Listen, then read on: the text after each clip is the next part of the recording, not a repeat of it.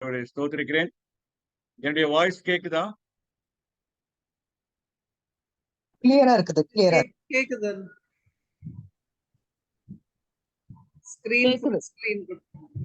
குறித்து பார்க்கிறோம். ஏற்கனவே நம்ம நேத்திரத்துல இன்ட்ரோடக்ஷனை குறித்து பார்த்தோம். இன்றைக்கு ஆண்டவருக்கு சித்தமானால் முதல் 2 அதிகாரங்களை பார்க்க இருக்கிறோம். மீகா என்றால் கர்த்தருக்கு ஒப்பானவர் யார் என்று அந்த அர்த்தத்திலே சொல்லப்பட்டிருக்கிறது. இப்பொழுது நியாயத்தீர்ப்பு பின்னர் ஆசீர்வாதங்கள் என்ற தலைப்பினுடைய கீழாக இதை நம்ம தியானிக்க இருக்கிறோம். தொடர்ந்து நாம தாராள மனதுள்ளவர்களாக இருக்க வேண்டும் என்று சொல்லி அதை குறித்து நம்ம கவனிக்க இருக்கிறோம். மீகாவின் தீர்க்க தரிசனம் இங்கே சொல்லப்படுகிறது. நான் நேற்றைய தினத்திலே சொன்ன விதமாக மீகாவிலே 3 முக்கியமான பகுதிகள் உள்ளன. அதில் பிரிவினை பண்ணும் பொழுது இந்த கேளுங்கள், கேள் நான் சொன்னது என்று சொல்லி தமிழ்ல வருது. லிசன் லிசன் லிசன் என்று சொல்லி ஆங்கிலத்திலே 1ஆம் அதிகாரம் 2ஆம் வசனத்திலையும், 3ஆம் அதிகாரம் 1ஆம் வசனத்திலையும், 6ஆம் அதிகாரம் 1ஆம் வசனத்திலையும் அவ்விதமாக வருகிறது.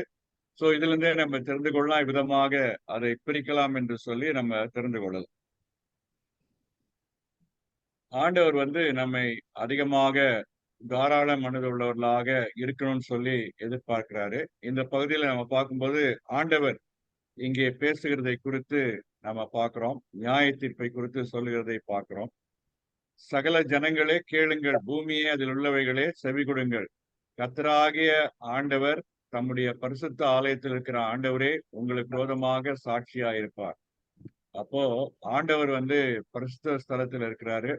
அவருடைய செய்தியானது விசுவாசிகளுக்கு மாத்திரமல்ல, உலகம் முழுவதுக்குமாக இருக்கிறது என்று சொல்லி நம்ம தெரிந்து கொள்ளலாம்.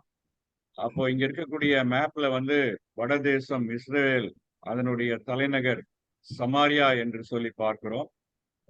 தென் தேசம் யூதா, அதனுடைய தலைநகர் எருசலேம் என்று சொல்லி பார்க்கிறோம். அப்போ இந்த மனுஷன், இந்த மீகா, அவர் என்ன செய்கிறார்? மொரசேத் காட், தமிழ்ல மொரேசா அப்படின்னு சொல்லப்பட்ட ஒரு ஊர், எருசலேமிலிருந்து 20 மைல் இருக்கிறதாக சொல்லப்பட்டிருக்கிறது. தொடர்ந்து நம்ம சில ஊர்களை குறித்து நம்ம பார்க்க போறோம். அதுல முக்கியமாக லாகிஷ் என்ற அந்த பட்டணத்தை குறித்து பார்க்க போறோம். காசா, அதை குறித்து நம்ம பார்க்க போறோம். பேர்ஷபா, இந்த பகுதியெல்லாம் சில காரியங்களை குறித்து நம்ம பார்க்க போறோம். சோ தொடர்ந்து இங்க பார்க்கும்போது ஆண்டவர் சொல்றாரு, சமாரியாவை நான் மண்மேடாக மாற்றுவேன். நான் சமாரியாவை வெளியான மண்மேடும் திராட்சை செடி நடுகிற நிலமும் ஆக்கி அதன் கற்களை பள்ளத்தாக்கிலே புரண்டு விழப்பண்ணி அதன் அஸ்திபாரங்களை திறந்து வைப்பேன் அப்படின்னு சொல்லி ஆண்டவரத்துல சொல்லி முடிக்கிறதை குறித்து பார்க்கிறோம். தொடர்ந்து பார்க்கும் பொழுது ஆண்டவர் யூதாவுக்கு விரோதமாகவும் சொல்லுகிறார். அங்கே ஆங்கிலத்திலே ஓ பீப்புள் ஆஃப் ஜூடா அப்படின்னு சொல்லி வருகிறது. ஆனால் தமிழ்ல அவ்விதமாக யூதா என்று சொல்லி டைரக்டாக சொல்லாட்டினாலும் அதுல யூதாவை மீன் பண்ணி காரியங்கள் சொல்லப்பட்டிருக்கிறதை பார்க்கிறோம். உனக்கு அருமையான உன் பிள்ளைகள் நிமித்தம் நீ உன் தலையை சிரைத்து மொட்டையிட்டுக்கொள், கழுகை போல முழு மொட்டையாயிரு, அவர்கள் உன்னை விட்டு சிறைப்பட்டு போகிறார்கள் அப்படின்னு சொல்லி பார்க்கிறோம். அப்போ இங்க இவங்க அசீரியாவிலால, பாபிலோனியர்னால சிறையிருப்புக்கு எடுத்துட்டு போவாங்க அப்படின்னு சொல்லி அவர் தீர்க்க தரிசனமாக சொல்கிறார். இப்போ நீங்க இதை நல்லா கவனிச்சீங்கன்னா, தலைநகர் இஸ்ரவேலுடைய தலைநகர் சமாரியா, தென் தேசமாகிய யூதாவினுடைய தலைநகர் எருசலேம். அப்போ இந்த நாட்டில் இருக்கக்கூடிய மக்களுக்கான குற்றச்சாட்டு வரும் பொழுது, அவர்களுக்கு நியாய தீர்ப்பு வரும்போது முக்கியமாக அது தலைநகரத்திலே ஆரம்பிக்கிறது என்று சொல்லி இதை குறித்து நம்ம தெளிவாக தெரிந்து கொள்ளலாம். இது முக்கியமாக கவனிக்க வேண்டிய ஒரு காரியம். ஒருவேளை நீங்கள் எத்தனை பேர் ஆப்பிள்ல பூச்சி புழு ஏற்படுறதை குறித்து நீங்க பார்த்திருப்பீங்க. அதுல ஒருவேளை நீங்க பயாலஜி படிச்சிருந்தீங்கன்னா அதுல தெரிஞ்சிருக்கும். அதுல என்ன நடக்குதுன்னா, அந்த ஆப்பிள் விதையிலேயே இந்த புழுவுடைய முட்டை இருக்கும். அது வளர வளர அந்த ஆப்பிள் பழமானது வளர வளர அதனுடைய சக்தியை பெற்றுக்கொண்டு இந்த புழு பெருசாகி கடைசியில அந்த கோர்ன்னு சொல்லுவாங்க, அந்த மைய பகுதியில தான் அந்த விதை இருக்குது. அதுல இருந்து அப்படியே நெண்டி நெண்டி பெருசான உடனே பலம் வந்துருது. அப்புறம் வெளியில இருக்கக்கூடிய அந்த பகுதி வந்து ஆப்பிளுடைய பழப்பகுதி வந்து ரொம்ப மிருதுவானது. அதுல அப்படியே ஓட்ட போட்டு கடைசியில அது வெளியில வர்றதை குறித்து நம்ம பார்க்கிறோம். அப்போ இதுல இருந்து நம்ம தெரிந்து கொள்ள வேண்டிய ஒரு முக்கியமான காரியம் என்னவென்றால், ஆஹ் மையத்திலிருந்து இந்த பாவம் ஏற்படுகிறது, மையத்திலிருந்து ஆண்டவருடைய தண்டனையும் ஏற்படுகிறது என்று சொன்னால் அது மிகையாகாது. அப்போ இந்த காரியத்தை குறித்து தெளிவாக அறிந்து கொள்ள வேண்டியது மிக அவசியமான ஒரு காரியம். அப்போ தலைநகர்ல இருந்து அந்த நியாய தீர்ப்பு வருகிறது. ஏனென்றால் தலைநகரில் தான் பாவமே உருவாகுது. ஆகையினால நம்ம கேர்ஃபுல்லா இருக்க வேண்டியது மிக அவசியமான ஒரு காரியம். இதை நன்றாக ஞாபகத்தில் வைத்துக் கொள்ளுங்க. இதனாலதான் ஆண்டவர் புலம்புகிறாரு. இங்கே மீகாவும் புலம்புறதை குறித்து இங்க பாக்குறோம். அப்போ ஆண்டவருடைய புலம்பல் அல்லது அவருடைய நியாய தீர்ப்புக்கு பிற்பாடு 1-7 வசனங்கள்ல பின்பகுதியில 8-16 வந்து மீகா புலம்புறார். இது நிமித்தம் நான் புலம்பி அலறுவேன், பறி கொடுத்தவனாகவும் அம்மனமாகவும் நடப்பேன், நான் ஓரிகளைப் போல ஊளையிட்டு ஆந்தைகளைப் போல அலறுவேன் அப்படின்னு சொல்லி அந்த 8ஆம் வசனத்திலிருந்து அவர் சொல்றதை குறித்து பார்க்கணும். சரி, இப்போ இந்த முதல் பகுதி 1ஆம் அதிகாரம் 1ஆம் வசனத்திலிருந்து 2ஆம் அதிகாரம் 13ஆம் வசனம் வரைக்கும் இருக்கக்கூடிய அந்த பகுதியை நம்ம பார்க்கலாம். இதுல வந்து வரவிருக்கும் நியாய தீர்ப்பும் வாக்குறுதி அளிக்கப்பட்ட மறுசீரமைப்பும், the coming judgment and promised restoration என்ற தலைப்புல நம்ம பார்க்கலாம். அப்போ இங்க யூதாவுக்கும் இஸ்ரேலுக்கும் எதிராக ஒரு நியாய தீர்ப்பு வழங்கப்பட்டது அல்லது ஒரு குற்றச்சாட்டு வழங்கப்பட்டது அப்படின்னு சொல்லி பார்க்கிறோம். அப்போ மீகாவினுடைய செய்தி சமாரியா, அதாவது சமாரியானா அது இஸ்ரவேலை குறிக்கக்கூடியதாக இருக்குது. அடுத்ததாக எருசலேம், அது வந்து யூதா தேசம் முழுதுக்குமாக குறிக்கக்கூடியதாக இருக்குது. அப்படி என்றால் இப்ப எப்படி சென்னைக்கு வந்து செய்தி சொல்லப்படுகிறது என்றால் அது தமிழ்நாடு முழுசுக்குமாக, திருவனந்தபுரத்துக்கு செய்தி சொல்ல வேண்டும் என்றால் அது எதை குறிக்குது என்றால் அங்கதான் ஹெட் குவார்டர்ஸ் இருக்குது. தமிழ்நாட்டுல ஹெட் குவார்டர்ஸ் வந்து அதனுடைய கேபிட்டல் வந்து சென்னைன்னு சொல்லி பார்க்கிறோம். ஆகையினால அதை குறித்து ஆண்டவர் அங்க சொல்றதை குறித்து நம்ம பார்க்கிறோம். சரி, நல்லா கவனிங்க.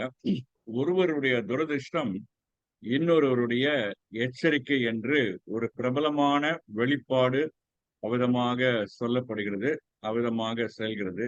மற்றவர்களுடைய தவறுகளை கவனித்து அவற்றை தவிர்ப்பதன் மூலம் நாம் பயனடையலாம்.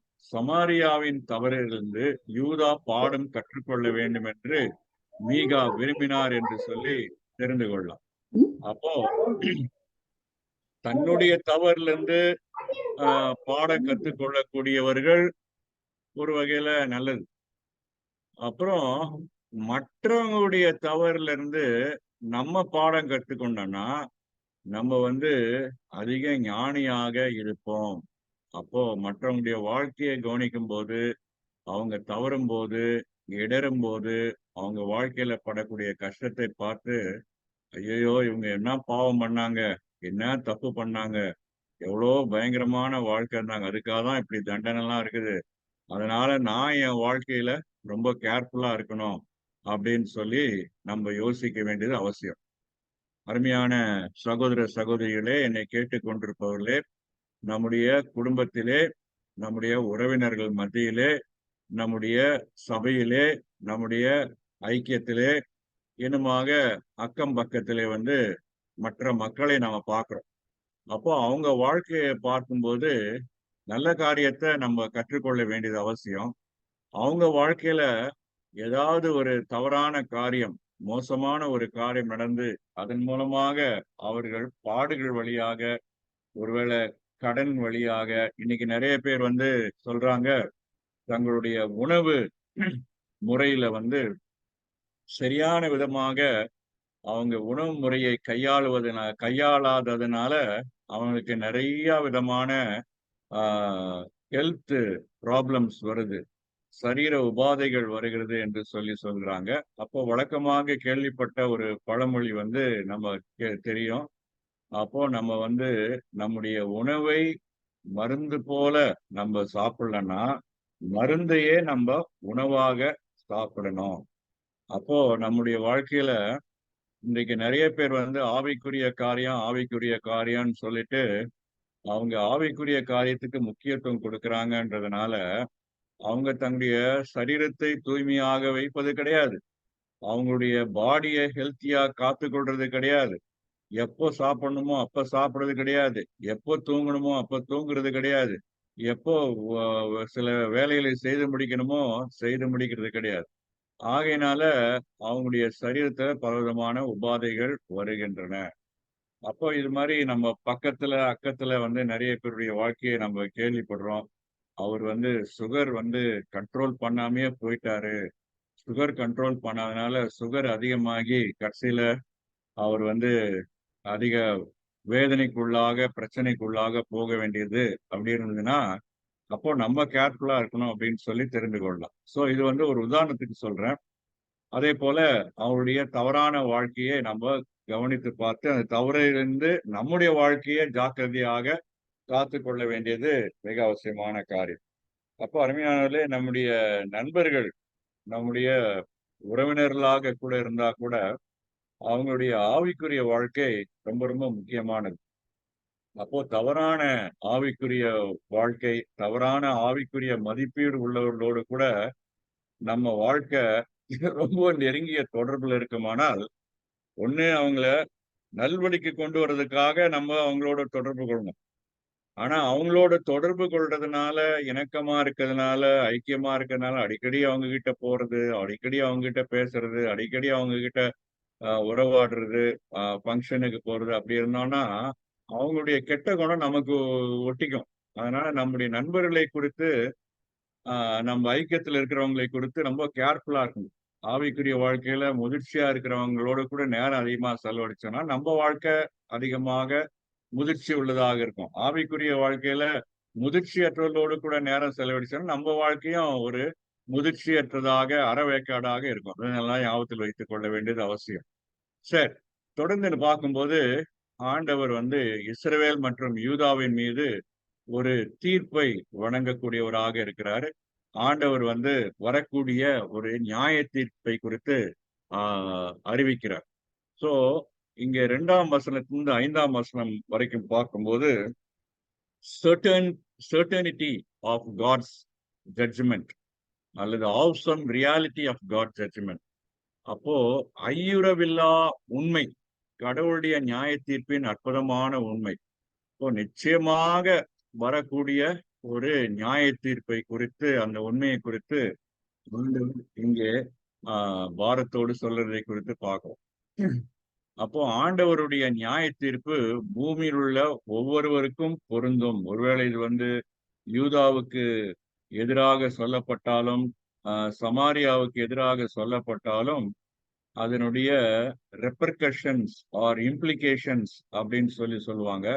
அதை நம்ம பார்க்கும்போது, சகல ஜனங்களே, பூமியே, அதில் உள்ளவைகளே செவி கொடுங்கள் அப்படின்னு சொல்லி பார்க்கிறோம்.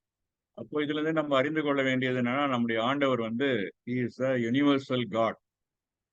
அவர் வந்து விசுவாசிகள், ஆண்டவருடைய பிள்ளைகள், சபைகள் இவைகளுக்கு செய்தியை வைத்திருக்கிறார். அதே போல உலகளாவிய ஆண்டவரை அறியாத மக்களுக்கும் அவர் வந்து செய்தியை கொடுக்கிறார் அப்படின்றத நம்ம அறிந்து கொள்ள வேண்டியது மிக அவசியமான காரியம். உலகத்தின் மீதான கடவுளுடைய நியாய தீர்ப்பின் யதார்த்தம் ஒரு நீதிமன்ற அறையில் ஒரு நீதிபதியின் தீர்ப்புக்கு ஒத்திருக்கிறது அப்படின்னு சொல்லி பார்க்கிறோம். அப்போ இங்க வந்து ஒரு கோர்ட் ரூம் சீன் மாதிரி இங்க ஆண்டவர் வந்து ஜட்ஜு மாதிரி நின்னுட்டு, குற்றவாளி குண்டுல இந்த யூதா நிக்கிற விதமாக, இந்த எருசலேம் நிக்கிற விதமாக அவர்களை பார்த்து கை நீட்டி, இப்படி எல்லாம் பண்ணிட்ட, இதெல்லாம் பண்ணிட்ட, நீ உருப்படுவியா, உனக்கு நியாய தீர்ப்பு தான் இருக்குது அப்படின்னு சொல்லி நீ விளங்காம போயிருவ அப்படின்ற விதமாக ஆண்டவர் வந்து கோபத்தோடு சொல்றதை குறித்து பார்க்கிறோம்.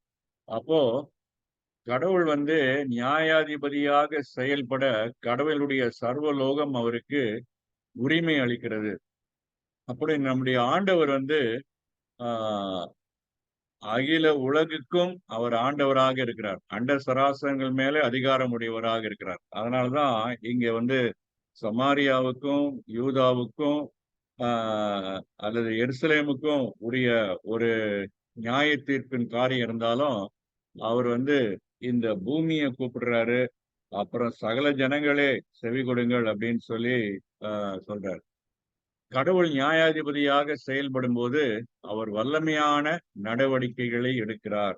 அப்போ ஆண்டவர் வந்து பரிசுத்த ஆலயத்தில் இருக்கிற ஆண்டவரே உங்களுக்கு விரோதமாக சாட்சியாக இருப்பார் அப்படின்னு சொல்லி பார்ப்போம். அப்போ இதுல இருந்து சர்டனிட்டி, நிச்சயமாக ஆண்டவருடைய நியாய தீர்ப்பு இருக்குது. we should not mince words அப்படின்னு சொல்லுவாங்க. நம்ம வந்து வார்த்தையை குறைத்து மதிப்பிடக்கூடாது. ஆண்டவர் வந்து கரிசனை உள்ளவர், தயவுள்ளவர், இரக்கம் உள்ளவர், பாவத்தை கண்டும் காணாத போல் இருப்பார் அப்படின்னு சொல்லி நினைக்கிறதுக்கு நமக்கு முகாந்திரமே இல்லை. Certainty of God judgment. அடுத்ததாக பார்க்கிறோம் காசஸ் ஆஃப் காட். மூணாவதுல பாத்தீங்கன்னா, இதோ கர்த்தர் தமது ஸ்தானத்திலிருந்து புறப்பட்டு வருகிறார், அவர் இறங்கி பூமியின் உயர்ந்த இடங்களை மிதிப்பார்.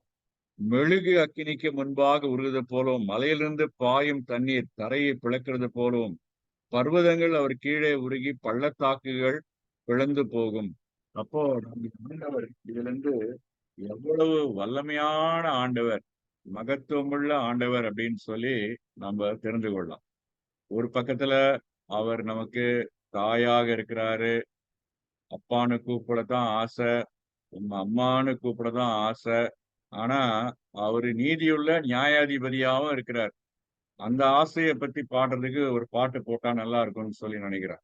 உண்மை நியாயாதிபதினு கூப்பிடத்தான் ஆசை அப்படின்னு சொல்லி போட்டா கூட ஒரு பாட்டு வந்தா கூட நல்லா இருக்கும்.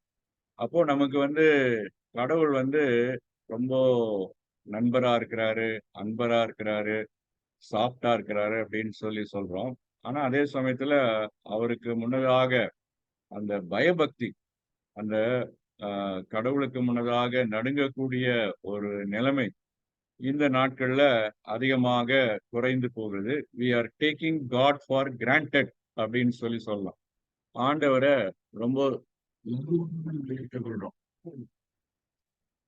அப்போ அது மாதிரி ஒரு பக்கத்துல அவர் அன்புள்ளவராக தயவுள்ளவராக இருந்தாலும் அவர் வந்து தன்னுடைய மகிமையை வேறு ஒருவருக்கும் கொடேன் அப்படின்னு சொல்லி சொல்றாரு. மல்கியாவுக்கு வரும்போது ஆண்டவர் என்ன சொல்றாரு, உன்னுடைய ராஜாவுக்கு, உன்னுடைய அதிபதிகளுக்கு நீ கனத்தை கொடுக்கிற, அப்போ எனக்கு, நான் ராஜாவானால் எனக்குரிய கனம் எங்கே அப்படின்னு சொல்லி சொல்றாரு. அப்போ அந்த பயபக்தி வந்து நம்ம மிஸ் பண்ணக்கூடாது. இதை நம்ம தெளிவாக அறிந்து கொள்ளணும். சரி, இப்ப 5வது வசனத்துக்குள்ளாக வரும்போது causes of God's judgment, certainty of God's judgment பார்த்துட்டோம். காசஸ் ஆஃப் காட் ஜட்ஜ்மெண்ட், கடவுளுடைய நியாயத்திற்கான காரணங்கள்.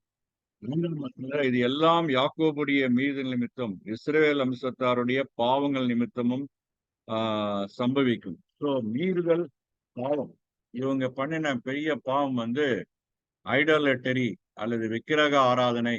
அதிலே முக்கியமாக இஸ்ரவேல் வடதேசத்தினுடைய மாதிரியை பின்பற்றி இவங்க பாவத்தை செய்தார்கள் அப்படின்னு சொல்லி நம்ம தெரிந்து கொள்ளலாம். தேவனுடைய நியாய தீர்ப்பினுடைய ஒரு காரணம் வந்து பாவம். யாக்கோபின் மீறுதலுக்கு காரணம் என்ன? சமாரியா அல்லவோ? யூதாவின் மேடைகளுக்கு காரணம் என்ன? எருசலேம் அல்லவோ? அப்போ அருமையானவர்களே, நான் ஏற்கனவே சொன்ன பாயிண்ட சொல்றேன். நம்முடைய வாழ்க்கை துணைவர், வாழ்க்கை துணைவிகள் எல்லாரும் ரட்சிக்கப்பட்டிருக்காங்க அப்படின்னு சொல்லி நினைக்கிறேன். அப்படி ரட்சிக்கப்படாதவங்களா இருந்தா நம்ம கேர்ஃபுல்லா இருக்க வேண்டியது ரொம்ப அவசியமான காரியம். ஒருவேளை இங்க இந்த பைபிள் ஸ்டடி அட்டெண்ட் பண்றவங்கள யாரும் இன்னும் திருமணம் ஆகாதவர்கள் இல்ல அப்படின்னு சொல்லி நினைக்கிறேன். அப்படி திருமணம் ஆகாதவர்கள் இருந்தீங்கன்னா, உங்க வாழ்க்கையில உங்களுடைய வாழ்க்கை துணையை தேர்ந்தெடுக்கும் போது சரியான ஒரு நபரை, ரட்சிக்கப்பட்ட ஒருவரை தேர்ந்தெடுக்க வேண்டியது அவசியம். சரி. இது வந்து ஒரு அடிப்படையான காரியம். இதுக்கு மேல நம்ம கேர்லெஸ்ஸா விடுற காரியம் என்னன்னா, சில பேரு நம்ம பிசினஸ் பண்றோம். அப்போ பிசினஸ் பண்ணும்போது, நம்ம ஆண்டவருடைய பிள்ளையா இருக்கிறோம். ஆனா, ஒரு விக்கிரக ஆராதனை பண்றக்கூடியவர் நம்ம பிசினஸ் பார்ட்னரா சேர்த்திருக்கிறோம். அப்போ நிச்சயமாக நம்முடைய மதிப்பீடும், அவருடைய மதிப்பீடும் வேறுபடும். அப்போ நம்ம வந்து கூடுமான வரைக்கும் அத தவிர்க்கிறது நல்லது. அப்படி தவிர்க்க முடியாத கட்டத்துல நம்ம ரொம்ப ஜாக்கிரதையா இருக்க வேண்டியது அவசியம். அப்போ நம்ம வந்து அது எப்படி ஒரு கரடுமுரடான கல்லு மேலயோ அல்லது அ கிளாஸ் துண்டு மேல நடக்கிறோமோ, அது மாரி கேர்ஃபுல்லா அத நம்ம நடக்கணும். அதே போல நம்ம பக்கத்து வீட்ல, அக்கம் பக்கத்துல, வேலை செய்ற இடத்துல நெறைய அவிசுவாசிங்க இருப்பாங்க. அப்போ அவங்களுடைய மதிப்பீடுகள், அவங்களுடைய தரமற்ற வாழ்க்கை வந்து நம்முடைய வாழ்க்கையை ஒட்டிக்கொள்ளாதபடி, அவங்க பேசுற மாரியே கெட்ட வார்த்தை பேசுறது, அவங்க பேசுற மாரியே புரணி பேசுறது, அவங்க பேசுற மாரியே நம்ப பேசுறது, அல்லது அவங்களுடைய குணம், "நீ இப்படி செஞ்சுட்டல்ல, நான் உனக்கு இப்படி செய்றேன்" அப்படின்னு சொல்லி பதிலுக்கு பதில் செய்யறது. ஸோ இந்த மாதிரி எல்லாம் குணங்கள் வந்து அவங்க கிட்ட இருந்து நமக்கு ஒட்டிக்கும். இப்போ இவங்க இந்த வடதேசமாகிய இஸ்ரவேலுடைய ராஜ்யத்திலிருந்து தென் தேசமாகிய யூதா ராஜ்யத்தில வந்து இந்த விக்கிரக ஆராதனை ஒட்டிக்கிச்சு. அப்போ அதனால தான் ஆண்டவர் திட்டுறார். "நீ போய் சமாரியாவின் மேடைகள் யூதாவின் மேடைகளுக்கு காரணம் என்ன? எருசலேம் அல்லவோ! சமாரியா அல்லவோ! யாக்கோபின் மீறுதலுக்கு சமாரியா அல்லவோ!" அப்படின்னு சொல்லி சொல்றார். அப்போ நீங்க தான் இந்த சமாரியாவ பார்த்தீங்க. முதலாவது அவங்க தான் சிறையிருப்புக்கு கொண்டு போறாங்க. அவங்க சிறையிருப்புக்கு கொண்டு போறாங்க. பாவத்தினால நான் முன்னாடியே இந்த எச்சரித்த பிரகாரம் பாவத்தினால அவங்க கொண்டு போறாங்க. அத பார்த்துட்டே இருந்தீங்க தென் தேசத்துக்காரங்க. உங்களுக்கு நான் எச்சரிப்பு குடுத்தேன். உங்களுக்கு நெறைய தீர்க்கதரிசி அனுப்பிச்சேன். அவங்க சொன்னதையும் நீங்க கேட்காதனால, பின்னாடி அசீரியர்கள் வந்து உங்களை ஞா இதுக்கு ஆ சிறையிருப்புல கொண்டு போவாங்க அப்படின்னு சொல்லி ஆண்டவர் அங்க பின்னாடி சொல்லி முடிக்கிறத பத்தி நம்ம தெரிந்து கொள்ளும். சரி. அப்போ நம்ம பார்த்த காரியம் சர்டனிட்டி ஆஃப் ஜட்ஜ்மென்ட் பார்த்தோம். காசஸ் ஆஃப் ஜட்ஜ்மென்ட் பார்த்துட்டோம். இப்போ கான்சிக்வென்சஸ் ஆஃப் ஜட்ஜ்மென்ட். கடவுளுடைய நியாய தீர்ப்பினுடைய விளைவுகள் என்னன்னு சொல்லி 6, 7 வசனங்கள்ல வாசிக்கிறோம். அப்போ ஆண்டவர் என்ன செய்றாரு? ஒரு பெரிய அழிவை கொண்டு வருகிறாரு. அங்க வந்து சமாரியாவின் வெளியான மண்மேடு. அப்போ இது வந்து கேப்பிட்டல் சிட்டினா எவ்வளோ பளபளப்பா இருந்திருக்கும். அங்க ரோடெல்லாம் சூப்பரா இருந்திருக்கும். மல்டி ஸ்டோரி பில்டிங் இருந்திருக்கும். பார்க் இருந்திருக்கும். பெரிய பஸ் ஸ்டாண்ட் இருந்திருக்கும். ப்ராபப்ளி ஏர்போர்ட் இருந்திருக்கும். பெரிய மிலிட்டரி ஸ்டேஷன்லாம் இருந்திருக்கும். அதெல்லாம் என்ன ஆயிடுச்சு இப்போ மண்மேடு ஆயிடுச்சு. ஒரு திராட்சை செடி நடத்தக்கூடிய அந்த நகரமா இருந்தது வந்து ஒரு ஏதோ குக்கிராமம் மாரி திராட்சை செடி நடக்கூடிய இடமாக மாறிவிட்டது. அழகுக்கும் ராணுவ வலிமைக்கும் பேர் போன அந்த சமாரிய நகரம் வெறும் குன்றாக மட்டுமே ஆனது. நகரினுடைய சுவர் இடிந்து விழுந்தது. எதிர்கால சந்ததியினர் திராட்சைத் தோட்டங்களை நடவு செய்ய இந்த இடத்தை பயன்படுத்தினர். அப்போ பாதுகாப்பு என்று எதை அழைக்கிறார்களோ, அதுல வந்து எச்சரிக்கையாக இருக்க வேண்டும்.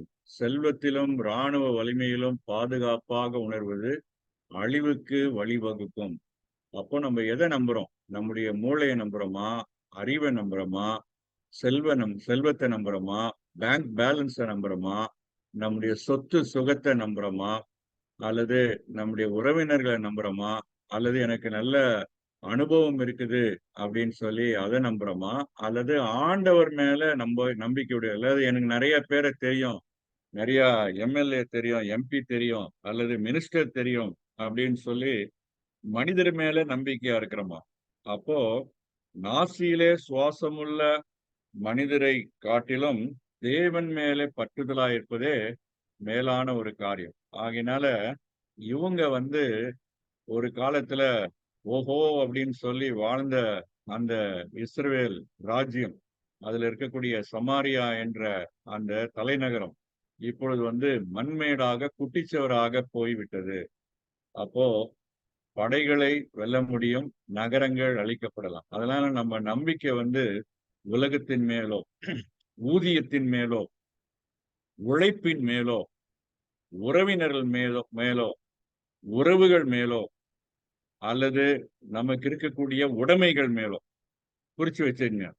நம்முடைய ஊதியத்தின் மேல கிடையாது, நம்முடைய உழைப்பின் மேல கிடையாது, நம்முடைய உறவுகள் மேல கிடையாது, நம்முடைய உடைமைகள் மேல கிடையாது. அப்போ நமக்கு இருக்கக்கூடிய இந்த எந்த ஒரு காரியத்தின் மேல நம்பிக்கை வைக்காம ஆண்டவர் மேல நம்பிக்கை வைக்க வேண்டியது அவசியம். அப்போ கடவுளுடைய நியாய தீர்ப்பானது இங்கே ஒரு அழிவை கொண்டு வருகிறது. அங்க வந்து ஒரு ஏமாற்றத்தை கொண்டு வருகிறது.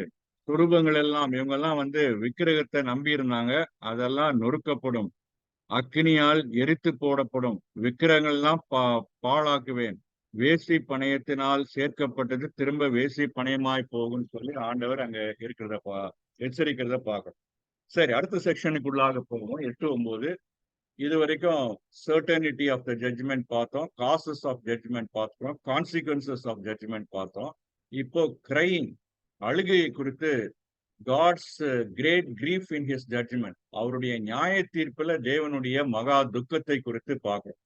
சோ இங்க வந்து ஆண்டவர் அழுகுறாரா அல்லது மீகா அழுகுறாரா அப்படின்னு சொல்லி ரெண்டும் பின்னி பிணைந்து வருகிறதை குறித்து பார்க்கிறோம். தேவன் நியாய தீர்ப்பில் அவருடைய வேதனையை வெளிப்படுத்துகிறார். சோ இங்க மீகா புலம்புறதை, இவ்வளவு வேதனையை பார்த்துட்டு அவரால் சும்மா இருக்கவே முடியல. அப்போ ஒரு நபர் மற்றொரு நபரின் தவறிலிருந்து கற்றுக்கொள்ள தவறுவதில் கடவுள் தனது சோகத்தை வெளிப்படுத்துகிறார்.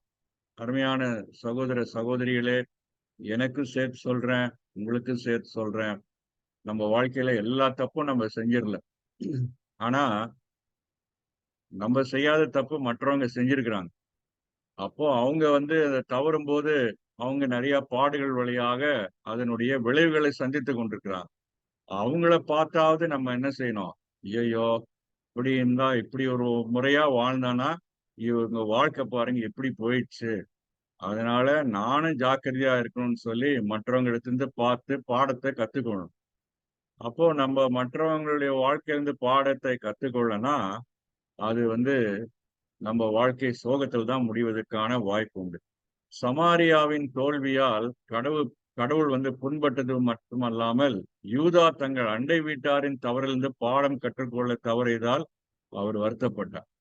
ஒரு பக்கம் வந்து ஆண்டவருடைய பிள்ளைங்க தான் வட தேசத்துல இஸ்ரேல் இருக்கக்கூடிய 10 ட்ரைபு, அந்த 10 கோத்திரத்தார் அவங்க சோர்ந்து தோல்வி அடையும் போது அதை குறித்து அதிகமாக வருத்தப்பட்டாரு. ஆனா அவங்க பட்ட பாடல இருந்து அவங்களுடைய தவறுல இருந்து பாடமே கத்துக்கொள்ளாத இந்த யூதாவை பார்த்து இன்னும் அவருக்கு வருத்தமா இருக்குது. சமாரியாவுக்கு வந்தது போல எருசலேமுக்கும் நியாய தீர்ப்பு வரவிருந்தது. பிறருடைய வழிகளின் தவறிலிருந்து நாம் பாடம் கற்றுக்கொள்ள வேண்டும். அதைதான் நம்ம பார்க்கணும். சரி, தொடர்ந்து இப்ப பார்க்கிறோம்.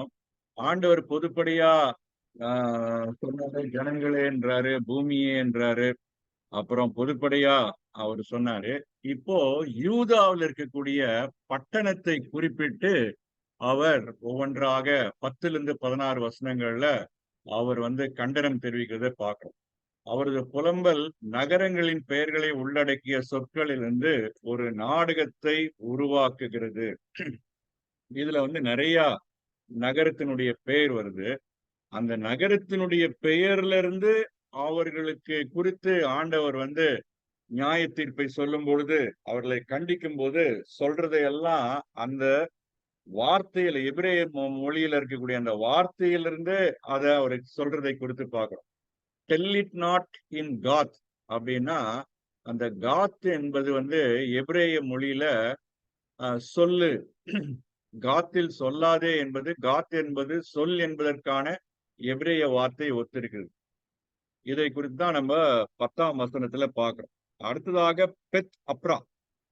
இந்த பெத் அப்ரா அழாதே மண்ணில் புரண்டு கொள். பெத்த அப்பரா என்றால் மண்ணின் வீடு அப்படின்னு தெரிந்து கொள்ளும். மூணாவது அந்த பட்டணம் அல்லது சிற்றூர் அல்லது நகரம் எதுன்னு பாத்தீங்கன்னா சபீர். அந்த சாப்பீரில், அப்போ சாப்பீர் என்றால் அழகான, இனிமையான என்று சொல்லி, பியூட்டிஃபுல் பிளசன்ட். அப்போ நீ வெட்கத்துடனே செல் அப்படின்னு சொல்லி சொல்றார். அப்புறம் தொடர்ந்து பார்க்கும்போது அங்க 11ஆம் வசனத்துல சாப்பீரில் குடியிருக்கிறவளே, சாயனான் குடியிருக்கிறவன் வெளியே வருவதில்லை. இப்போ சாயனான் அப்படின்றது அதுக்கு அர்த்தம்னா வெளியே வா. அதுதான் என்ன சொல்றாரு, வெளியே வருவது இல்லை அப்படின்றார். அடுத்ததாக பாத்தீங்கன்னா பெத் எசேல். பெத் எசேல் வந்து பெத் ஏசேல் அப்படின்னா அதுக்கு அர்த்தம் என்னன்னா அருகில் உள்ள வீடு அப்படின்னு சொல்லி சொல்லப்பட்டிருக்கு. அப்போ அந்த இடத்துல நீங்க அடைக்கலம் புக முடியாது, நிற்க வேண்டிய இடம் உங்களிடம் பறிக்கப்படுகிறது அப்படின்னு சொல்லி பாக்குறோம்.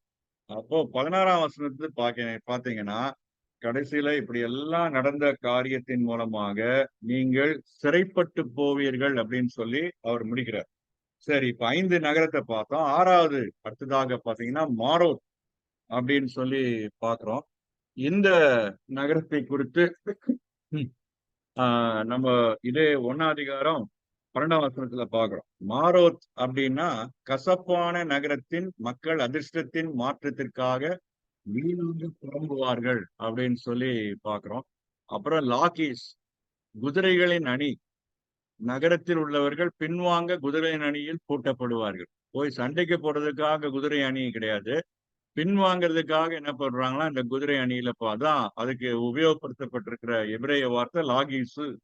அடுத்தது 13ஆம் வசனத்துல லாகீஸை குறித்து பாக்குறோம். அதுக்கு அடுத்ததாக வசனத்துல பாக்குறோம். மொரெஷேத்தேகாத் நிச்சயிக்கப்பட்ட பட்டணத்தின் குடிமக்கள் தங்கள் புதிய கணவனான அசிரியாவின் ராஜாவுடன் வாழ புறப்படுவார்கள். இதுவரைக்கும் நானே தான் உங்களுக்கு ராஜா, நீங்க என்னுடைய குடிமக்கள் அப்படிலாம் சொல்லிட்டு இருந்தாரு. இவங்க பேச்சு கேட்காதனால ஆண்டவருடைய நியாய தீர்ப்பு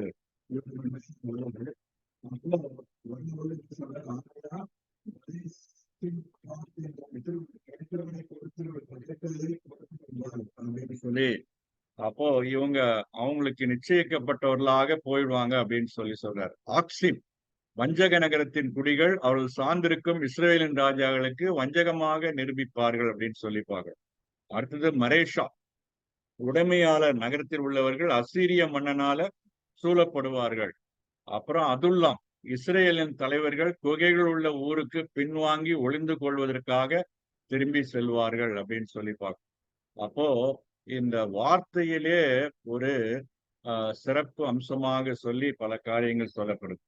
அப்போ இதுவரைக்கும் நம்ம சொன்ன இந்த செய்தியினுடைய சாரம், அல்லது இதுவரைக்கும் ஆண்டவர் இவங்களை கடிந்து கொண்டதனுடைய சாரம் என்னன்னா, ஒரு இன்பத்திற்காக வாழும் ஒரு தேசம் பால்வினை நோய்களாலும் போதை மருந்துகளாலும் சாகும். பணத்தை வணங்குகிற தேசம் திவாலாகும். அப்போ a nation that lives for pleasure will die through venereal diseases and drugs, and a nation that worships money will find itself bankrupt அப்படின்னு சொல்லி நம்ம தெரிந்து கொள்ளலாம். அப்போ நம்முடைய வாழ்க்கையில உலகத்தை குறித்து ஜாக்கிரதையாக இருக்க வேண்டியது மிக அவசியமான காரியம். உலகம், மாமிசம், பிசாசு, இது மூன்றும் விசுவாசிகளுக்கு ஒரு பெரிய எதிரி. அதனாலதான் 1 தீமோத்தேயுன்னு நினைக்கிறேன், அங்க சொல்லுது, சுகபோகமாக வாழ்கிறவள் உயிரோட செத்தவள். அது ஒரு பெண்மையில சொல்லப்பட்டிருக்கு, ஏன்னு தெரியல. ஒருவேளை அங்க அந்த கான்டெக்ஸ்ட் விதவைகளை குறித்து சொல்றதுனால அப்படி சொல்லியிருக்காங்கன்னு தெரியல. சரி, அப்போ நம்முடைய வாழ்க்கையில ரொம்ப சொகுசை தேடி ஓடக்கூடாது. சொகுசு தேடி அல்லது இன்பத்தை நாடி, இப்போ இந்த நாட்களே பாத்தீங்கன்னா ஒரு பிளஷர் சீக்கிங் செஞ்சுரியில நம்ம இருக்கிறோம். அப்போ நம்ம எல்லாத்தையும் அனுபவிக்கணும், நல்லா ருசியா சாப்பிடணும், நம்ம நல்லா இளைப்பாறணும், நல்லா ட்ரெஸ் பண்ணணும், நல்லா பகட்டா இருக்கணும் அப்படின்னு சொல்லிதான் நம்ம பிளஷரா தான் நம்ம இருக்கணும்னு சொல்லி பாக்குறோமே ஒழிய, ஒரு டிசிப்ளின்டா ஜெபிக்கணும், வேதத்தை தியானிக்கணும், உபவாசம் பண்ணணும், ஆலயத்துக்கு போகணும், கஷ்டப்பட்டு ஊழியம் செய்யணும், ஒரு உடல் உழைப்பு கொடுக்கணும் அப்படின்னா அது சொல்றதே கிடையாது. அப்போ சில பேர் வந்து இந்த மாதிரி கடவுளுக்காக ஊழியம் செய்வதற்கு பாடுபடுவதற்காக இப்படி ஆஹ் சும்மா உட்கார்ந்துட்டே அவங்க காரியத்தை நிறைவேற்றணும்னு சொல்லி பார்க்கலாம். சரி, தொடர்ந்து இப்ப 2வது அதிகாரத்துக்கு வரும்போது தவிர்க்க முடியாத நியாய தீர்ப்புக்கான காரணங்கள் என்னன்னு சொல்லி பார்க்கிறோம். அதற்கு காரணம் வந்து இந்த உயர்குடியினருடைய ஆணவம், இந்த நோபல் பீப்புள் இருக்காங்களே அவர்களுடைய வன்முறை, அக்கிரமத்தை யோசித்து. அப்போ இங்க இருக்கக்கூடிய செல்வந்தர்களுக்கு அகைன்ஸ்டாக இங்க சொல்லப்பட்டிருக்கு. வயல்கள் மீது பேராசை கொண்டதற்காகவும் வன்முறையால் அவற்றை கைப்பற்றுவதற்காகவும் அவர்களுக்கு அவ்வாறே நடக்கும். அப்போ இந்த ஆகாஸ், ஏசபேல் அதை குறித்து நம்ம பார்க்கிறோம். ஸோ அவங்க பக்கத்தில் இருக்கக்கூடிய அந்த தோட்டத்தை அவங்க அதிகமாக நாட்டம் கொண்டாங்க. அதை பற்றி கொள்ளணும்னு சொல்லி அவங்க பார்க்கறதை பார்க்கிறோம். ஸோ அந்த மாதிரி அதிகமான பேராசை, பொருளாசை, அதை குறித்து நம்ம ஜாக்கிரதையா இருக்க வேண்டியது அவசியம். அப்போ ஒரு பக்கத்துல பார்க்கும்போது இந்த செல்வந்தர்கள் இவங்க ஒரு பிரச்சனை. அடுத்ததா பாத்தீங்கன்னா இங்க இருக்கக்கூடிய ஃபால்ஸ் ப்ராஃபிட்ஸ் என்று சொல்லக்கூடிய பொய் தீர்க்கதரிசிகள். அப்போ ஒரு பக்கத்துல இந்த ஓநாய்கள், இன்னொரு பக்கத்துல வந்து ஆட்டுத்தோலை போற்றின ஓநாய்கள். ரெண்டும் இருக்குது. ஒண்ணு வந்து உலக பிரகாரமான தலைவர்களுடைய வாழ்க்கையினால காரியம் இருக்குது. ஆனா உள்ள இருக்கிறவங்களும் அவங்க வந்து ஒரு போலியான தீர்க்கதரிசிகளாக, போலியான தலைவர்களாக அவங்க இருக்கிறாங்க. அப்போ அவங்க என்ன சொல்றாங்களா, கடவுளுடைய வார்த்தையை பத்தி பேச வேணாம் அப்படின்னு சொல்லி தீர்க்கதரிசிகள் சொல்றாங்க. அவர்கள் தேவனுடைய ஜனங்களை துஷ்பிரயோகம் செய்கிறார்கள். அழிவு வருகிறது, ஏனென்றால் அவர்கள் தீட்டுப்பட்டு கள்ள தீர்க்கதரிசிகளை ஏற்றுக்கொள்கிறார்கள்.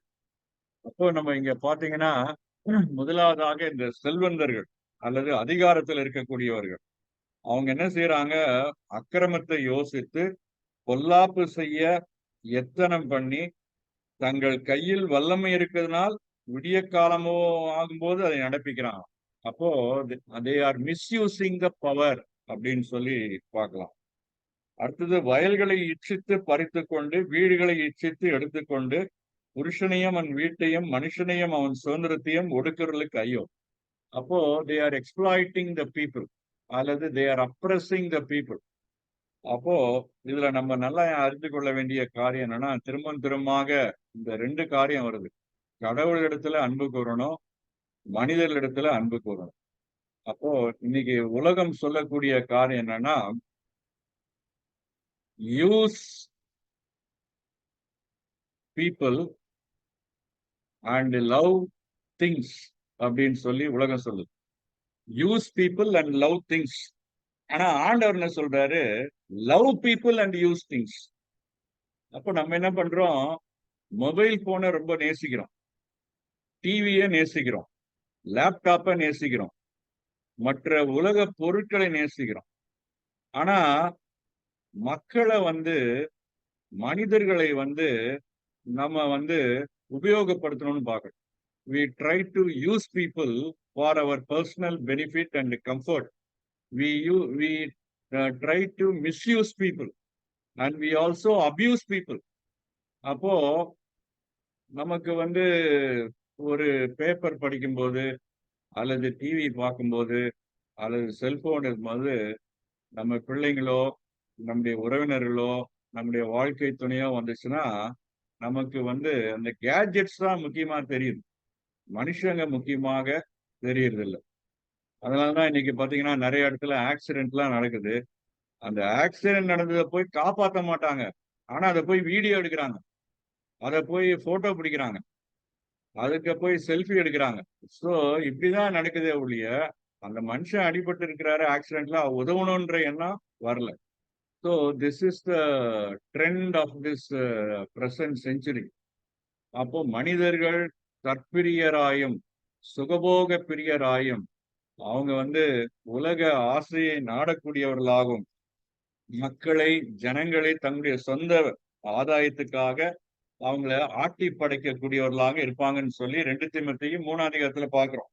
அதேதான் இங்க பாக்குறோம். அப்போ இங்க இச்சைகளை குறித்து 2ஆம் வசனத்துல 2 முறை இச்சை இச்சை அப்படின்னு சொல்லி இச்சித்து இச்சித்து அப்படின்னு சொல்லி பாக்குறோம். சோ கவச்சஸ்னஸ் அதை குறித்து நம்ம பாக்குறோம்.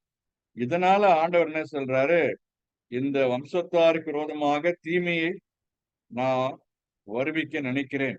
அப்போ மேட்டுமையாக நடப்பது இல்லை அப்படின்னு சொல்லி சொல்றார்.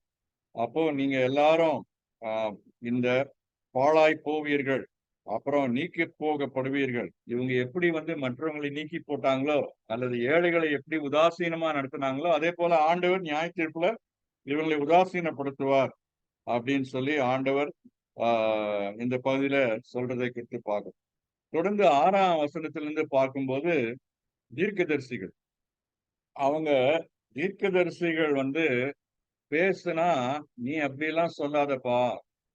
அப்போ இது வந்து இன்றைக்கு கிறிஸ்தவ சமுதாயத்துக்கு மிக அவசியமான ஒரு சத்தியமாக இருக்கிறத நம்ம பார்க்கிறோம்.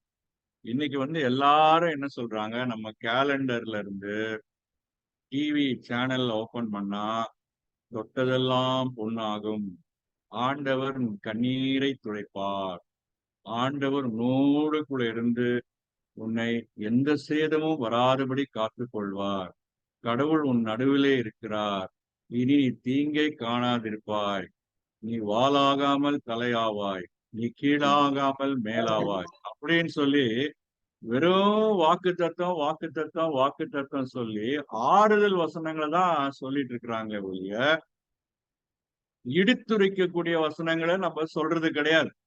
அப்போ இடித்திருக்கிற வசனங்களை சொன்னவங்களா தான் எங்கிட்டயே நிறைய பேர் சொல்லியிருக்காங்க, பிரதர் நீங்க கொஞ்சம் பாசிட்டிவா பேசுங்க பிரதர், என்ன ரொம்ப நெகட்டிவாவே பேசிட்டு இருக்கிறீங்க அப்படின்னு சொல்லி சொல்றாங்க. அப்போ இங்க பைபிள்ல சொல்லிட்டு தான் நம்ம சொல்ல முடியும். பாசிட்டிவோ நெகட்டிவோ பைபிள் என்ன வாக்கு தத்தம்னு சொல்ல போறோம், நியாய தீர்ப்புனா நியாய தீர்ப்புன்னு சொல்லி சொல்றோம்.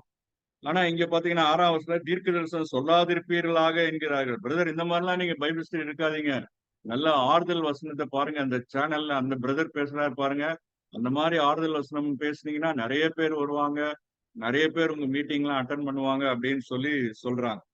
சோ இன்னைக்கு கள்ள தீர்க்கதரிசிகள் நம்ம மத்தியில வந்திருக்கிறாங்க. அப்போ நம்ம ஷாሎም பைபிள் ஸ்டடியில நம்ம ரொம்ப கேர்ஃபுல்லா இருக்கணும்.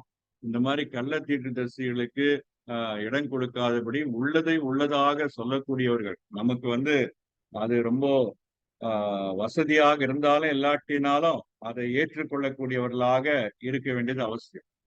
சரி, தொடர்ந்து இதனுடைய முடிவுல பாத்தீங்கன்னா 12ஆம் வசனத்துல யாக்கோபின் ஜனங்களே உங்கள் எல்லாரையும் நான் நிச்சயமாக கூட்டுவேன், இஸ்ரவேலில் மீதியானவர்களை நிச்சயமாக சேர்ப்பேன், போஸ்ராவின் ஆடுகளைப் போல அவர்களை ஏக கூட்டமாக்குவேன், தன் தொழுவத்துக்குள்ளே சேர்ந்த மந்தைக்கு சமானமாய் ஜனத்திரளினாலே இரைச்சல் உண்டாகும் அப்படின்னு சொல்லி சொல்றாரு. சரி, அதுக்கு முன்னாடி பாத்தீங்கன்னா 7ஆம் வசனத்துல 12ஆம் வசனத்துக்கு பின்னாடி வரலாம். 7ஆம் வசனத்துல பாத்தீங்கன்னா யாக்கோபு வம்சம் என்ற பெயர் பெற்றவர்களே கர்த்தருடைய ஆவி குறுகி இருக்குதா, அவை கிரியைகள் இவையதானா, செம்மையான அடிக்குறிக்கு என் வார்த்தைகள் நன்மை செய்யாதோ, என் ஜனங்கள் பூர்வம் முதல் சத்துருவை போல எழுப்பினார்கள், யுத்தத்திலிருந்து திரும்பி வந்து வழியில் அஞ்சாமல் கடந்து போருடைய மேலங்கியும் வஸ்திரத்தையும் முறித்து கொண்டீர்கள் அப்படின்னு சொல்லி சொல்றார்.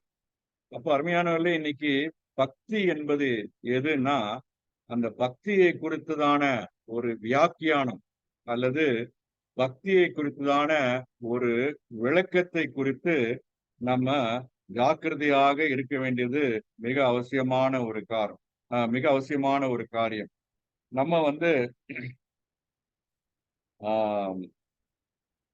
ஒண்ணு ஆண்டவரை அதிகமாக நேசிக்கணும், நிறைய நேரத்துல ஜெபத்துல செலவழிக்கணும், அப்புறம் வேத தியானத்துல செலவழிக்கணும், ஊழியத்துல செலவழிக்கணும், அதெல்லாம் கரெக்ட் தான். ஆனா அதே சமயத்துல மற்றவர்களை குறித்து கரிசனை உடையவர்களாக நம்ம இருக்கணும். அப்போ மற்றவங்க வந்து எப்படி இருக்கிறாங்க அப்படின்னு சொல்லி அதை குறித்து கரிசனை உள்ளவர்களாக இருக்க வேண்டியது அவசியம். ஆஹ் இந்த யாக்கோபு நிருபத்துல 2ஆம் அதிகாரத்துல பாத்தீங்கன்னா 2ஆம் அதிகாரம் 15ஆம் வசனத்துல ஒரு சகோதரனாக சகோதரியாவது வஸ்திரம் இல்லாமலும் அனுதின ஆகாரம் இல்லாமல் இருக்கும்போது உங்களில் ஒருவன் அவர்களை நோக்கி நீ சமாதானத்தோட போங்கள், குளிர் காய்ந்து பசியாருங்கள் என்று சொல்லியும் சரீரத்துக்கு வேண்டியவைகளை அவர்களுக்கு கொடாவிட்டால் பிரயோஜனம் என்ன அப்படின்னு சொல்லி இந்த பகுதியில நம்ம பார்க்கிறோம். அப்போ நம்முடைய வாழ்க்கையில நம்ம கவனிக்க வேண்டியது என்னன்னா, ஆண்டவரிடத்துல அன்பு கூற வேண்டியது ரொம்ப கரெக்ட் தான். அதே சமயத்துல மனிதரிடத்துல அன்பு கூறணும். கஷ்டப்படுறவங்க, வேதனைப்படுறவங்களை குறித்து நம்ம கரிசனை உடையவர்களாக இருக்கணும். அவங்க மத்தியில பட்சபாதம் இல்லாதவர்களாக காணப்பட வேண்டியது மிக அவசியமான ஒரு காரியம். 8ஆம் வசனத்துல பாத்தீங்கன்னா யாக்கோபு 2ஆம் அதிகாரம் 8ஆம் வசனம், உன்னிடத்தில் நீ அன்பு கூறுவது போல பிறனிடத்திலும் அன்பு கூறுவாயாக என்ற வேத வாக்கியம் சொல்லுகிற ராஜரீக பிரமாணத்தை நீங்கள் நிறைவேற்றினால் நன்மை செய்வீர்கள் அப்படின்னு சொல்லி சொல்லப்பட்டு, இது வந்து ராஜரீக பிரமாணம் அப்படின்னு சொல்லி இந்த பகுதியில சொல்லப்பட்டிருக்கு. அப்படின்னா it is a royal command அல்லது ராயல் ஸ்டாச்சு அப்படின்னு சொல்லி அதை குறித்து நம்ம தெரிந்து கொள்ளலாம். அப்போ நம்ம how we treat others. So இன்னைக்கு ப்ராக்டிக்கலாக இன்னைக்கு நம்ம வீட்டுல படிப்பறிவு இல்லாதவங்க இருக்காங்க, நம்முடைய உறவினர்கள் படிப்பறிவு இல்லாதவங்களா இருக்கிறாங்க, வசதி இல்லாதவங்களா இருக்கிறாங்க, அப்புறம் வேலைக்காரங்க, அப்புறம் நம்ம செக்யூரிட்டி, அப்புறம் கோயில் செக்ஸ்டன், நம்ம வேலை செய்யற இடத்துல இருக்க பியூன், அவங்க எல்லாம் என்னதான் வந்து நம்முடைய தராதரத்துல நம்ம ஹை அபிஷியலாக இருப்போம், அவங்க ரொம்ப கீழ்த்தரமான ஒரு பொசிஷன்ல இருந்தாலும் they are basically human beings. அவங்க தேவனுடைய சாயல்ல உருவாக்கப்பட்டிருக்கிறாங்க. அந்த எண்ணத்தோடு கூட அவங்களை நம்ம அணுக வேண்டுமே ஒழிய அவங்கள வந்து ஒரு ஆடு மாடு மேய்க்கிற மாதிரி நம்ம மேய்க்கணும்னு சொல்லி நினைக்க கூடாது. முக்கியமாக ஸ்கூல்ல டீச்சரா இருக்கக்கூடியவங்க, காலேஜ்ல லெக்சரராக இருக்கக்கூடியவங்க இதை குறித்து ரொம்ப கேர்ஃபுல்லாக இருக்க வேண்டியது அவசியம். So basically they are human beings created in the image of God. அப்போ அதற்குரிய கணத்தை நம்ம கொடுக்க வேண்டும். கடவுளுடைய சாயல உருவாக்கப்பட்டிருக்கிறாங்க என்ற அந்த விதமான ஒரு எண்ணத்தோடு அவர்களை ட்ரீட் பண்ண வேண்டிய விதத்துல ட்ரீட் பண்ணணும். அப்போ the greatness of a great man will be known by how he treats the small man அப்படின்னு சொல்லி சொல்லுவாங்க. ஒரு பெரிய ஆளுடைய அந்த பெரிய பெருந்தன்மை எதுல வெளிப்படுதுன்னா, சின்ன ஆளை அவன் எப்படி நடத்துறான் அப்படின்றதை குறித்து அதுல இருந்து வெளிப்படும் அப்படின்னு சொல்லி சொல்றாங்க. அப்போ இங்க வந்து 9ஆம் வசனத்துல பாத்தீங்கன்னா, இங்க மறுபடியும் மீகாவுக்கு வந்தீங்கன்னா 9ஆம் வசனத்துல பாத்தீங்கன்னா 8ஆம் வசனத்துல வஸ்திரத்தை உரிந்து கொண்டீர்கள், சௌக்கியமான வீடுகளிலிருந்து ஸ்திரீகளை துரத்தி விட்டீர்கள், அப்புறம் அலங்காரத்தை என்றைக்கும் இல்லாதபடிக்கு பறித்து கொண்டீர்கள். பாருங்க இவங்க பண்ண தப்பெல்லாம் பாருங்க. சத்துருக்களை போல எழும்பினார்கள், உரித்து கொண்டார்கள், துரத்தி விட்டார்கள், பறித்து கொண்டார்கள் அப்படின்னு சொல்லி இந்த காரியம் அவங்களை பத்தி நிறைய குற்றம் சாட்டு சொல்லப்படுது. அப்புறம் 11ஆம் வசனம், மனம் போகிறபடி போய் அபத்தமானதை உரைக்கிறவன் திராட்சரசத்தையும் மதுபானத்தையும் குறித்து நான் உனக்கு பிரசங்கிப்பேன் என்றால் அவனே இந்த ஜனத்துக்கு ஏற்ற பிரசங்கியா. இப்ப கள்ள தீர்க்கதரிசியை பத்தியும் சொல்லு. இதெல்லாம் சொல்லி முடிச்சுட்டு நியாய தீர்ப்பு நியாய தீர்ப்பு நியாய தீர்ப்பு அதோட முடிக்க விரும்பல. 12ஆம் வசனத்துல வரும்போது, யாக்கோபின் ஜனங்களே உங்கள் எல்லாரையும் நான் நிச்சயமாக கூட்டுவேன், இஸ்ரவேல்ல மீதியானவர். இந்த மீதியானவர்கள் தான் ரெமினன்ஸ் அப்படின்னு சொல்லி சொல்றோம். இங்க வந்து வாக்கு தத்தம் சொல்லப்பட்டிருக்கு. இந்த வாக்கு தத்தம் பின்னாடி 5ஆம் அதிகாரத்திலையும் வருது, 4ஆம் அதிகாரத்திலையும் வருது, மற்ற அதிகாரங்களையும் வருது. சோ ஆண்டவர் இவ்வளவு தூரம் கோபப்பட்டாலும் யார் அவருக்கு பயந்து மனம் திரும்பி அவங்க கிட்ட திரும்ப வராங்களோ அவங்கள முற்றிலுமாக நிராகரித்து விடல. மீதியானவர்கள் என்ன செய்யறா, நிச்சயமாக சேர்ப்பேன், ஏக கூட்டமாக்குவேன். அப்போ அவங்க வந்து திரும்பவுமாக வந்து மணல் மேடான இடங்கள், குன்றாக மாறின இடங்கள், பாலைவனமான இடத்துல வந்து மறுபடியுமாக அவங்க வந்து இந்த கல்டிவேஷன்ல அவங்க வந்து விளைச்சல்ல ஈடுபடுவாங்க, வயல்வெளியில வேலை செய்வாங்க, தங்களுடைய பணியை திரளாக வந்து செய்வாங்க அப்படின்ற ஒரு காட்சியை நமக்கு முன்னதாக வைக்கிறாரு. 13ஆம் வசனத்துல தடைகளை நீக்கி போடுகிறவர் அவர்களுக்கு முன்பாக நடந்து போகிறார். அவர் தடைகளை நீக்கி வாசலால் உட்பிரவேசித்து கடந்து போவார்கள். அவர்கள் ராஜா அவர்களுக்கு முன்னே போவார். கர்த்தர் அவர்கள் முன்னணியில் நடந்து போவார். சோ தடைகளை நீக்கி போடுகிறவர் அவர்களுக்கு முன்னதாக போவார். சோ இங்க பாத்தீங்கன்னா மீதியானவர்களை கூட்டுவதை குறித்து ஆண்டவர் சொல்றார். அவர்களை ஆட்டு மந்தையை போலவும் ஒரு ராஜா தலைமையில நடத்துவார். இதை குறித்து பின்னாடி மேசியாவை குறித்து சொல்லப்பட்டிருக்கு ரொம்ப டீட்டெயிலாக. அப்போ ஆண்டவர் வந்து திரும்பவுமாக நிலைநாட்டுதலின் முடிவான நிறைவேற்றத்தை பற்றியும் கடவுளுடைய மந்தையை வழிநடத்த போகிற அந்த ராஜா எங்கிருந்து எழும்புவார் என்பதை பற்றி மீகா நமக்கு இன்னும் அதிகமாக சொல்லுவார். ஆனால் இப்போது மீகா அக்கால தேவனுடைய தீர்க்கதரிசியின் மாதிரியை நிச்சயமாக பின்பற்றுகிறார் என்று பார்த்தோம். சிறையிருப்பை உள்ளடக்கிய வரவிருக்கும் நியாய தீர்ப்பை அறிவிப்பது, நியாய தீர்ப்பிற்கான அடிப்படையை வழங்குதல், அவர்களின் பாவங்களின் தன்மையும் கடவுளிலிருந்து விலகுதலையும் விவரித்தல். கடவுள் ஒரு நாள் இஸ்ரவேலின் நல்ல வளங்களை மீட்டெடுப்பார் என்று உறுதியளித்தார். ஆனால் மனம் திரும்புதல் மற்றும் ஒரு மீதியானவர்கள் அடிப்படையில் எப்போ மனம் திரும்புறாங்களோ, எப்போ அவருக்குன்னு சொல்லி ஒரு கூட்ட மக்கள் அவருக்கு பயந்து வரும்போது அவர்களை ஆண்டவர் மீட்டெடுப்பார் என்கிற ஒரு வாக்கு தத்தத்தோடு சொல்றார்.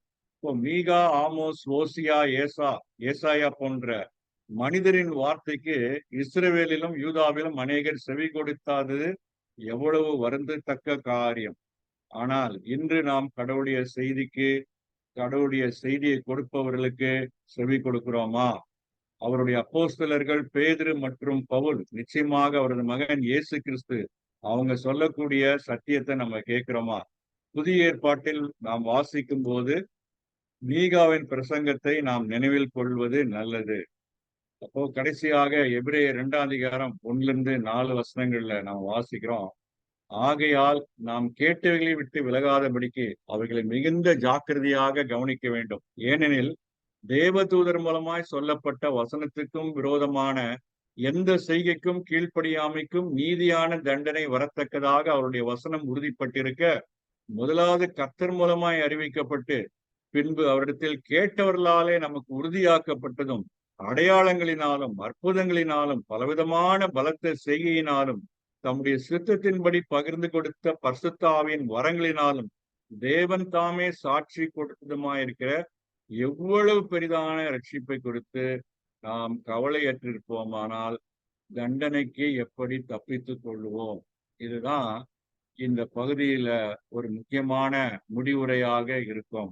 கடவுளுடைய சத்தத்துக்கு நம்ம செவி கொடுக்கிறோமா, செவி மடுக்கிறோமா, அல்லது அதை புறந்தள்ளுறோமா அப்படின்றதை குறித்து நம்ம யோசிக்க வேண்டியது மிக அவசியமான காரியம். அருமையானவர்களே, ஆண்டவருடைய நியாய தீர்ப்பு உண்டு. ஆனால் மனம் திரும்பி அவரிடத்துல வரும்போது அவருடைய ரட்சிப்பும் பாதுகாப்பும் எப்பொழுதும் நமக்கு ஆயத்தமாக இருக்கிறது. நம்முடைய வாழ்க்கையில ஆண்டவருக்கு பயப்படும் பயம் தேவை. நம்முடைய வாழ்க்கையில ஆண்டவருக்கு பிரியமில்லாத காரியத்தை செய்யாமல் இருக்க வேண்டியது மிக அவசியமான ஒரு காரியம். பாவத்தின் சம்பளம் மரணம், அதை நம்ம தெளிவாக அறிந்து கொள்ள வேண்டியது அவசியம்.